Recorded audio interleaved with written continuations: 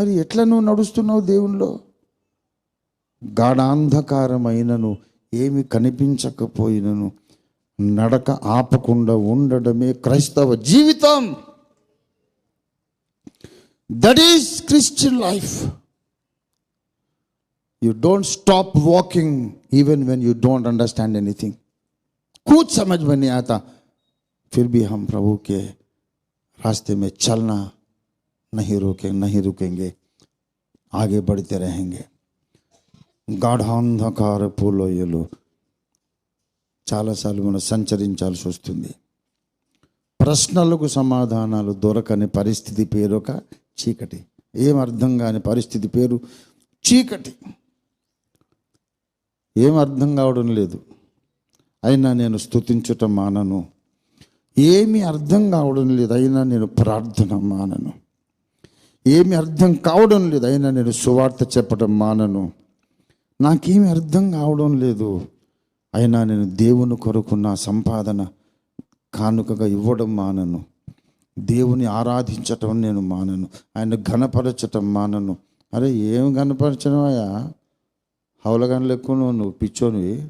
ఏమన్నా దేవుడు నేను పట్టించుకుంటున్నాడు? అసలు ప్రార్థనలు చేస్తున్నాయి, ఎటుపోతున్నాయి? పైకి పోతున్నాయా? పక్క వెళ్ళి ఎటుపోతున్నాయా? కప్పు దాడుతున్నాయా అసలు నీ ప్రార్థన? వింటున్నాడు ఆయన? ఉన్నాడా? పోయాడు? నిద్రపోయాడా? ఏడి దేవుడు అంటాడు సైతాను. దేవుడైతే అట్లా చేయడు, అన్యాయస్తుడు కాడు. ప్రార్థన ఆలకించే దేవుడు. పెద్ద చెప్పొచ్చావులే, ప్రార్థన ఆలకించి. ఎక్కడ ఆలకించాడు? 20 ఏళ్ళ బట్టి ప్రార్థన చేస్తున్నావు. ఏది జవాబు? ఏమో తెలియదు, కానీ దేవుడైతే తప్పు చేయడు. దేవుడైతే నన్ను మర్చిపోడు. దేవుడైతే నన్ను విడిచిపెట్టడు. దేవుడు సత్యవంతుడు. అరే చిలక పలుకుల్లాగా చెప్పిందే చెప్తున్నావు నువ్వు.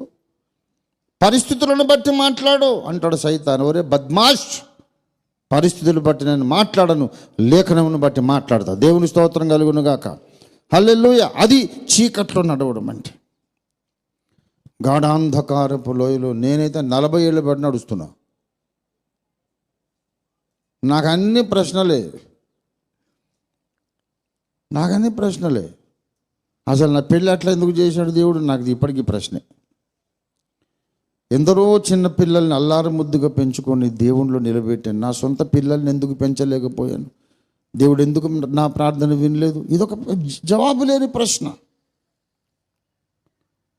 At every step what is perfectly justice, అది నేను చేశాను. పరలోకానికి వెళ్ళిన తర్వాత ప్రతి ఒక్కరు ఒప్పుకొని తీరుతారు ఈ మాట. నా ప్లేస్లో జీసస్ ఉన్నా, నా ప్లేస్లో పౌలు ఉన్నా, దావీదు ఉన్నా, అదే పని చేస్తారు. That's what I have done. నా జీవితం అంతా బర్బాద్ అయిపోయింది. అది శత్రువులకు హేళన చేయడానికి ఒక కారణం అయిపోయింది. తను వెళ్ళేదాన్ని కాపాడుకోలేదు, తన కుటుంబాన్ని ఎలుకోలేదు, ఈయన పెద్ద దేశాన్ని బాగు చేస్తానని బయలుదేరాడు అని మాట్లాడుతున్నారు. ఇట్లా ఎందుకు చేసావు ప్రభువా అంటే ఆయన చెప్పడు. నేను దేవుడిని అడిగి ఆయన నాకు సమాధానం చెప్పని ప్రశ్నలు 100 ప్రశ్నలు ఉన్నాయి. కానీ నేను సేవ ఆపలేదు, ప్రసంగాలు ఆపలేదు, ఆత్మల సంపాదన ఆపలేదు. సువార్త చెప్తానే ఉన్నాను, బాప్తిస్మాలు ఇస్తానే ఉన్నాను, సంఘాలు కడతానే ఉన్నాను. గాఢాంధకార లోయలో ఆగిపోని నడక రంజితో ఫిర్ జీవితం. దేవుని స్తోత్రం కలుగును గాక. హల్లెలూయా. నాకు అర్థమైనా నడుస్తా, కాకపోయినా నడుస్తా. దేవుని స్తోత్రం కలుగును గాక.